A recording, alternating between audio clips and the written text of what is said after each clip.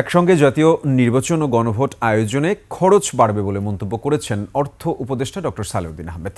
অন্তর্বর্তী সরকারের এই সিদ্ধান্তকে অনেকে চ্যালেঞ্জ মনে করলেও জাতীয় নির্বাচন ও গণভোট একই দিনে হওয়াটাই যৌক্তিক বলে মনে করেন অর্থ উপদেষ্টা।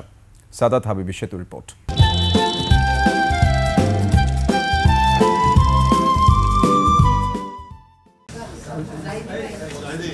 ফেব্রুয়ারি জাতীয় নির্বাচন আর জুলাই সনদ নিয়ে গণভোট।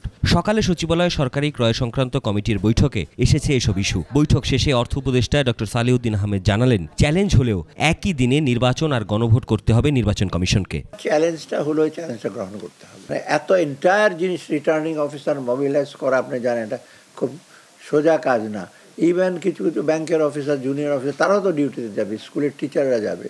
আপনি 2 দিন নিয়ে আসবেন, তাদেরকে ইসে করবেন, এগুলো তো ডিফিকাল্ট। তবে একদিনে করাটা পৃথিবীর অনেক দেশেই তো এরকম হয়তো।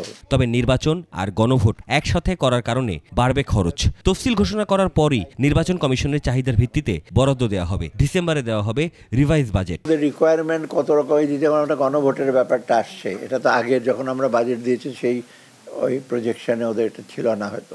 আমার মনে হয় শিডিউল ঘোষণাটার পরে বোধহয় ওরা আর নতুন করে কোনো খরচের কন্টিনজেন্সি খরচ থাকতে পারে, তাই না?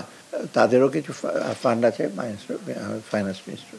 অতএব নির্বাচনের ব্যাপারে কোনো চিন্তা করার দরকার নাই।